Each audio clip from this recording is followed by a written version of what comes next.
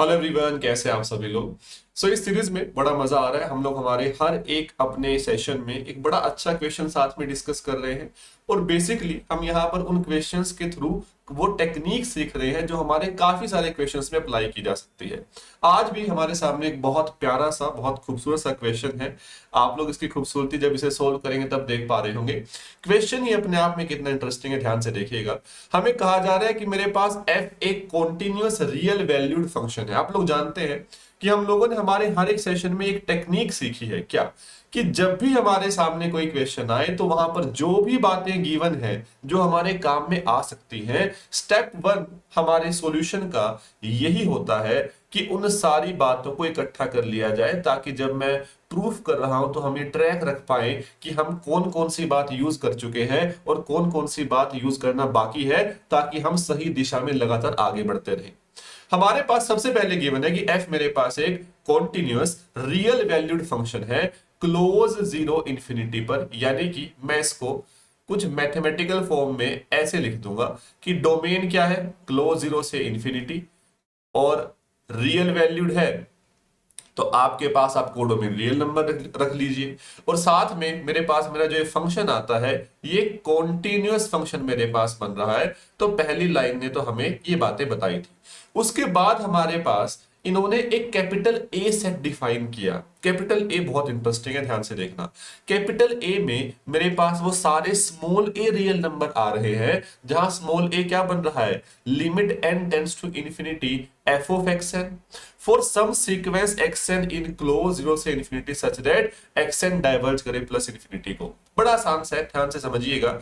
हमारे पास सेट ए क्या डिफाइन किया गया है, सेट ए हमारे पास डिफाइन किया गया है उन सारे के सारे स्मॉल ए रियल नंबर्स की collection such that small a is equal to limit n tends to infinity f of x है, जहां पर क्या कहा जा रहा है, फॉर सम सीक्वेंस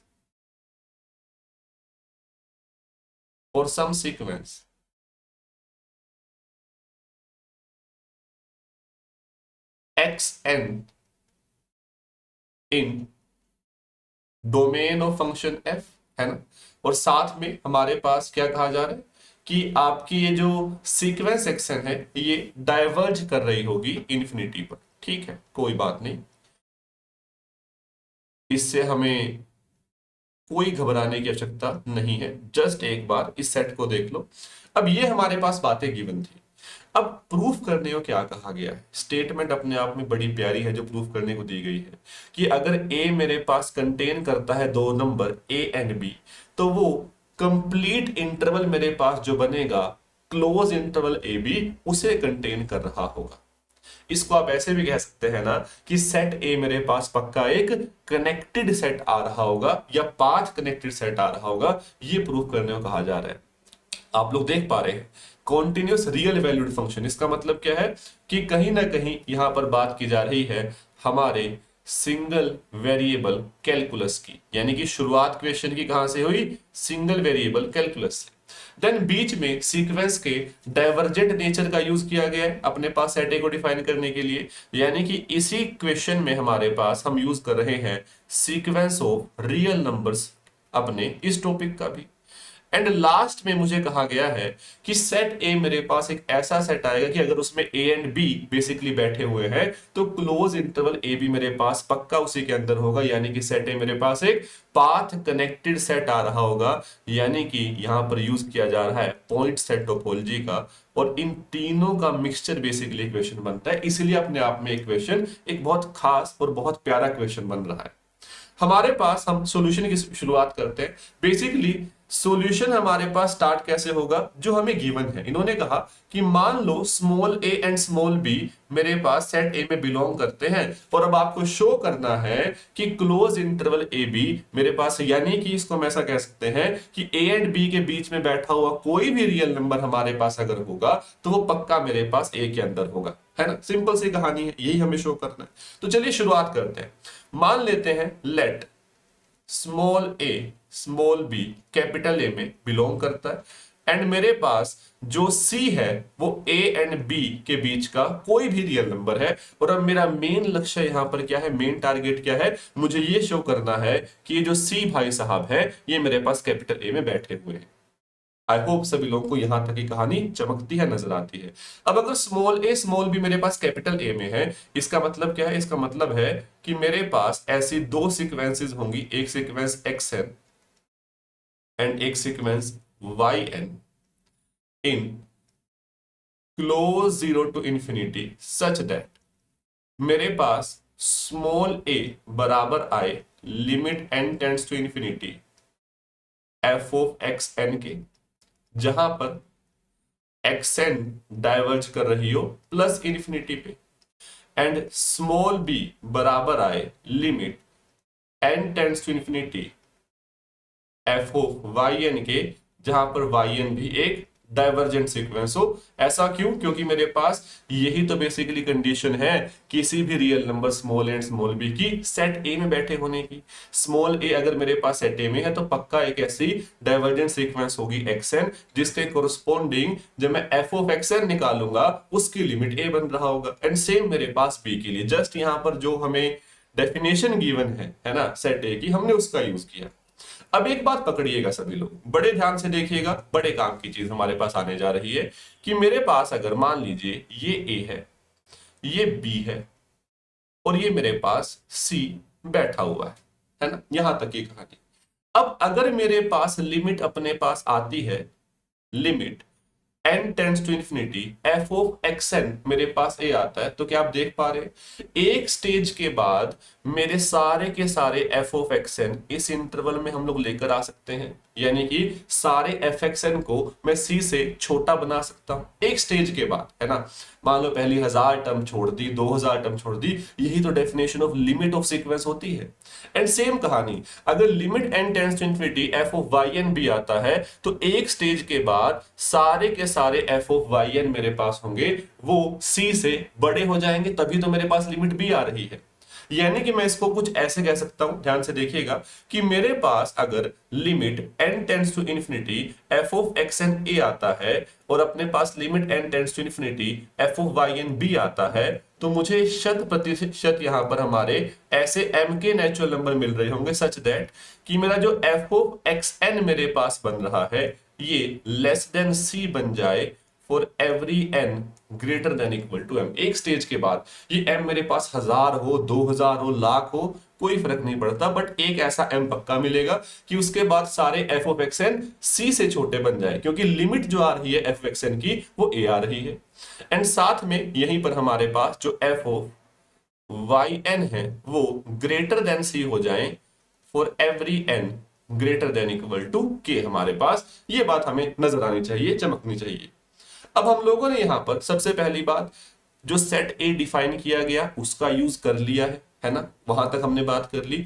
बट क्या हमने अभी तक यूज किया है हमारे पास इस फंक्शन के कॉन्टिन्यूस होने का? नहीं, हमने यूज नहीं किया। कॉन्टिन्यूस होना यहां पर बड़े काम की चीज है। क्यों? हमारे पास यहां पर हमारा जो ये फंक्शन है वो कॉन्टिन्यूस दिया हुआ है। इसका मतलब क्या है कि ये कॉन्टिन्यूस होने की सारी प्रॉपर्टीज जो है वो अपने साथ लेकर आ रहा होगा। अब यहां पर मुझे एक थ्योरम याद आती है जिसे हम लोग कहते हैं इंटरमीडिएट वैल्यू थ्योरम या इंटरमीडिएट वैल्यू प्रॉपर्टी। अब हमारे पास यहां पर ध्यान से देखिएगा कि अगर ये फंक्शन f मेरे पास कॉन्टिन्यूअस आ रहा है, मेरे पास मुझे f ऑफ एक्स एन कोई आउटपुट मिलता है, f ऑफ वाई एन मेरे पास कोई आउटपुट मिलता है, तो कॉन्टिन्यूअस होने की वजह से इंटरमीडिएट वैल्यू प्रॉपर्टी अपने पास होने की वजह से हम यहां पर क्या कह सकते हैं, ध्यान दीजिएगा, मेरे पास f of x n c से छोटा है, f of y n c से बड़ा है, तो क्या मैं यहां पर कह सकता हूं कि मुझे हमेशा यहां पर, ध्यान दीजिएगा, हमेशा यहां पर हमें यहां पर एक पॉइंट मिल रहा होगा between x n and y n कि एफ ऑफ जेड एन मेरे पास सी बन जाए। कैसे? ध्यान से सुनिएगा। जैसे मान लो कि मेरे पास यहां पर ये मेरा जो m है ये मेरे पास 10 है, जस्ट एग्जांपल के लिए मैं यहां पर बात कर रहा हूं, और अपने पास जो k है वो मेरे पास यहां पर 11 है, ठीक है। तो मैं यहां पर n चूज करना स्टार्ट करता हूं, m से भी बड़ा, n से भी बड़ा, यानी मैंने n इक्वल टू 12 चूज कर लिया। क्या n इक्वल टू 12 के लिए उस केस में f of x 12 less than c होगा, बात सही है। और साथ में हमारे पास f of y 12 greater than c होगा, बात सही है। यानी अपने पास f of x 12 and f of y 12 के बीच में सी बैठा हुआ है। फंक्शन एफ मेरे पास कॉन्टिन्यूअस है, तो क्या मैं यहां पर देख पा रहा हूं कि मुझे पक्का एक ऐसा पॉइंट Z12 मिलेगा कि f of Z12 equal to c बन जाए। यही तो होती है इंटरमीडिएट वैल्यू प्रॉपर्टी। और ऐसा मेरे पास n इक्वल टू 12 के लिए होगा, फिर 13 14 15 16 सब के लिए मेरे पास हो रहा होगा। यानी आप ऐसा कह सकते हैं, ध्यान दीजिएगा कि मेरे पास अगर मैंने यहां पर एक मान लीजिए स्मॉल टी अपने पास चूज कर लिया which is maximum of m comma k, maximum of m comma k. तो अब अगर आप लोग यहां पर कभी भी, है ना, कभी भी कोई एन चूज करेंगे greater than equal to t, तो जो एफ ऑफ एक्स एन है मेरे पास यहां पर वो लेस देन सी आ रहा होगा for every n greater than equal to t मेरे पास। और ये जो सी है वो less than f of y n आ रहा होगा। ये मेरे पास इनइक्वालिटी होल्ड कर रही होगी। आई होप सभी लोग यहां तक की बात पकड़ पा रहे हैं, सभी लोगों को ये बात नजर आती है। हमने यहां पर इसको हल्का सा छोटे टुकड़ों में तोड़कर बात करने की कोशिश की, ये बात ध्यान रखिएगा। मैंने यहां पर M10 के 11 जस्ट आपको समझाने के लिए फिक्स किया है। हम ये नहीं कह रहे कि यही M और K अपने पास होंगे, जस्ट ये रफ वर्क था हमारे लिए। बट मैंने जब T को मैक्सिमम ऑफ M कोमा के लिया, है ना, अब यहां पर किसी के मन में डाउट आ सकता है कि सर आपने यहां पर तो मैक्सिमम नहीं लिया, है ना। आप यहां पर T को maximum of M comma K से बड़ा या बराबर कोई भी नंबर चूज कर सकते हैं, उसमें कोई दिक्कत नहीं। आपने 11 चूज करना है, वहां पे कर सकते थे, 12 13 14 कुछ भी। जस्ट मैं यहां पर सिंप्लिसिटी के लिए, इनइक्वालिटी मेरे पास ना आए, मैं टी को मैक्सिमम यूज कर ले रहा हूं, इसमें कोई दिक्कत नहीं है, ठीक है। अब यहां पर ध्यान से देखिएगा, अगर मैं ये पकड़ पा रहा हूं तो अब यहां से मुझे एक बात नजर आएगी कि हमारा फंक्शन f कॉन्टिन्यूअस है, तो पक्का मुझे हमेशा एक ऐसा zn मिल रहा होगा कि जो f ऑफ zn है मेरे पास वो c बन जा रहा होगा। तो यहां पर मैं ये बात कह सकता हूं, it implies there exists a point Zn such that f of Zn is equal to C। और ऐसा मेरे पास आप जब n को t लोगे तब एक पॉइंट मिलेगा। जैसे आपने यहां पर क्या था, अगर आप x12 और y12 लेते हैं तब z12 मिलेगा। जब आप x13 y13 लेंगे z13 मिलेगा, x14 y14 लेंगे z14 मिलेगा, है ना। और ये पॉइंट मेरे पास zn कहां पर लाई करेगा, बिटवीन xn एंड yn। ये मेरे पास बात यहां से निकल कर आती है। और जैसे आपने देखा कि f of zn equal to c for every n greater than equal to t मेरे पास आता है, यानी मेरे पास f of zt f of zt plus 1, ये मेरे पास बेसिकली सीक्वेंस बनी है f ऑफ zn। ये मेरे पास क्या बनेगी, यहां पर f ऑफ z1 आएगा, f ऑफ z2 आएगा, f of z t minus 1 मेरे पास आ रहा होगा। जैसे मैं t पर पहुंचूंगा तो मेरे पास ये c देना स्टार्ट कर देगा, यानी c c c ये मेरे पास आएगा। विच मीन्स ये क्या है, एक इवेंचुअली कांस्टेंट सीक्वेंस। और इवेंचुअली कांस्टेंट सीक्वेंस की मेरे पास लिमिट क्या होती है, ये मेरे पास c ही हो जाने वाली है। It implies limit n tends to infinity f of zn is equal to c मेरे पास। यानी कि अब यहां पर आप एक देख पा रहे हो कि आप लोगों ने यहां पर मेनली किया क्या, ए और बी बेसिकली कैपिटल ए में थे, तो आपको ऐसी दो सीक्वेंस मिली xn एंड yn जो इन कंडीशंस को फुलफिल करते हो। अब आपने एक zn सीक्वेंस वहां पर बना ली जो कि बेसिकली क्या काम कर रही है कि f ऑफ zn निकालें तो उसकी जो लिमिट आ रही है वो मेरे पास c बन जाए। बट क्या अब ये कैपिटल ए में आ गया, नहीं, अभी कैपिटल ए में आने की मैंने सारी कंडीशन चेक नहीं की, क्योंकि मुझे ये तो पता चल गया कि मुझे एक सीक्वेंस मिल चुकी है zn कि आपका जो स्मॉल c आ रहा है वो basically limit n tends to infinity f of zn n रहा है। बट अभी तक हमने ये शो नहीं किया कि वो जो बेसिकली मेरे पास सीक्वेंस मिली है वो एक डाइवर्जेंट सीक्वेंस है और डाइवर्ज कर रही है प्लस इन्फिनिटी पर। ये बड़ा आसान है, ध्यान से देखिएगा। हम लोगों ने xn और yn को बेसिकली कैसे देखा कि मेरे पास मेरा जो zt आ रहा होगा, है ना, zt मेरे पास आ रहा होगा, वो मेरे पास किस में बिलोंग करेगा, zt मेरे पास between xt and yt। zt plus 1 कहां बिलोंग करेगा, between xt plus 1 and yt plus 1। हाँ या ना, क्या ये बात पकड़ में आती है सभी लोगों को? अब मेरे पास एक्स टी वाई टी में से हो सकता है एक्स टी वाई टी से छोटा हो सकता है एक्स टी वाई टी से बड़ा हो सकता है ये इक्वल हो, हमें यहाँ पर कोई टेंशन वाली बात है नहीं। बट यहाँ पर एक बात सभी लोग ध्यान से देखेंगे कि मेरे पास मान लेता हूं मैं कि एक्स टी वाई टी से छोटा आता है, ठीक है, या फिर आप इसको ऐसे कह लीजिए, ध्यान से देखिएगा कि मेरे पास, मैं अपने जेड एन के बारे में बात करता हूं, जेड एन, जेड एन मेरे पास जो जेड एन मेरे पास आएगा, ये x n and y n मेरे पास जो आ रहे हैं इनके पक्का बीच में मेरे पास आ रहा होगा, है ना। यानी कि मैं बात कह सकता हूं कि इन दोनों में मेरे पास जो भी छोटा बन रहा होगा, minimum of x n and y n मेरे पास, उनसे जेड एन पक्का बड़ा या बराबर आ रहा होगा। इवन आप बड़ा भी कह सकते हो, बराबर भी हम लोगों ने कंडीशन ले ली, कोई दिक्कत वाली बात यहां पर नहीं है। यानी for every n greater than equal to t, x n and y n के बीच में जेड एन आने का मतलब यही तो है कि इनके मिनिमम से मेरे पास वो बड़ा या बराबर आ रहा होगा।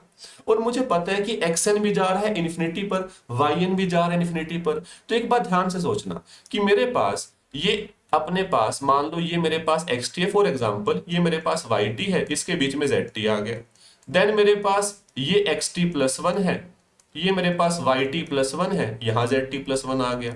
ये एक्स टी भी अपने पास इन्फिनिटी पर जा रहे हैं, y t plus one, y t plus two ये भी इन्फिनिटी पर जा रहे हैं। तो z t plus one, z t plus two, यानी मेरी सीक्वेंस जेड एन कहां जाएगी, इन्फिनिटी पर ही जाएगी। तो हमारे पास जस्ट ये हमने रफली समझने के लिए किया, एक्चुअल आर्ग्यूमेंट हम लोग यहां पर लिख रहे हैं, जेड एन मेरे पास minimum of x n comma y n से अपने पास बड़ा या बराबर आएगा for every n greater than equal to t. It implies limit n tends to infinity, z n मेरे पास पक्का इन्फिनिटी ही आ रही होगी। तो यहां से मुझे एक बात पकड़ में आई, बड़े ध्यान से देखिएगा कि हमारे पास जेड एन एक ऐसी सीक्वेंस है जो डाइवर्ज कर रही है प्लस इन्फिनिटी पर, और limit n tends to infinity f of z n मेरे पास सी आती है। इसका मतलब है कि सी मेरे पास कैपिटल ए में बिलोंग कर रहा है। इसका मतलब मेरे पास ये है कि ए एंड बी के बीच का हर एक पॉइंट मेरे पास सेट ए में बिलोंग कर रहा है, यानी ये सबसेट आता है ए का। इसका मतलब मेरे पास ये है कि आपका सेट ए एक पाथ कनेक्टेड यानी पीसी सेट बन जाता है, और हमारा प्रूफ यहां पर समाप्त होता है। आई होप सभी लोग इस पूरे प्रूफ को देख पा रहे हैं, समझ पा रहे हैं कि हमने बेसिकली किया क्या। हमने शुरुआत बस जो गिवन था यहां से की, यहां से मुझे दो सीक्वेंस मिल गई एक्स एन वाई एन, और उसका यूज करके मैंने, और साथ में हमारे पास हमारे फंक्शन की कॉन्टिन्यूटी का यूज करके हम लोगों ने यहां पर डिफाइन की हमारी एक सीक्वेंस जेड एन, जो मेरे पास एफ ऑफ जेड एन को सी के पास लेकर जा रही है, लिमिट जो आ रही है, और जेड एन खुद में एक डाइवर्जेंट सीक्वेंस आ रही है जो प्लस इन्फिनिटी पर जाती है, जिससे कि हम ये शो कर पाए कि स्मॉल सी भी कैपिटल ए में मेरे पास बिलोंग कर रहा होगा। आई होप सभी लोगों को ये बात पकड़ में आती है, सभी लोगों को बात नजर आती है। अब इसमें आप लोगों से कुछ भी देखकर अपने पास सवाल पूछ सकते हैं। आपने एक जनरल फॉर्म कर ली, मान लो किसी ने आपको एक पर्टिकुलर फंक्शन दे दिया है ना, एफ मेरे पास एक कॉन्टिन्यूस रियल वैल्यूड फंक्शन में कोई भी फंक्शन का एग्जांपल दे दिया, आपको कैपिटल ए डिफाइन करके दे दिया गया, और आपसे पूछते हैं कि ये सेट कनेक्टेड आएगा या नहीं। बट अब आप हर एक ऐसे सवाल का जवाब देने के लिए तैयार हैं। अगर आप लोगों ने इस वीडियो को आराम से, तसल्ली से, पूरे ध्यान से देखा है, तो आज के बाद आप लोग ऐसी किसी चीज में दिक्कत नहीं आएगी, और ये अपने आप में एक बहुत बेहतरीन टाइप के सवाल हमारे पास बनते हैं। उम्मीद है आप लोगों को ये क्वेश्चन क्लियर होता है। मुझे कमेंट सेक्शन में बताते हो जाइएगा, लिख जाइएगा अपने ओर से कि क्लियर, जिससे कि मुझे पता चल जाए कि जो बात मैं आप लोगों तक पहुंचाना चाह रहा हूं वो आप लोगों तक पहुंच पा रही है। चलिए आज के लिए, अभी के लिए बात वहीं पे समाप्त करते हैं। बहुत बहुत धन्यवाद, थैंक यू सो मच।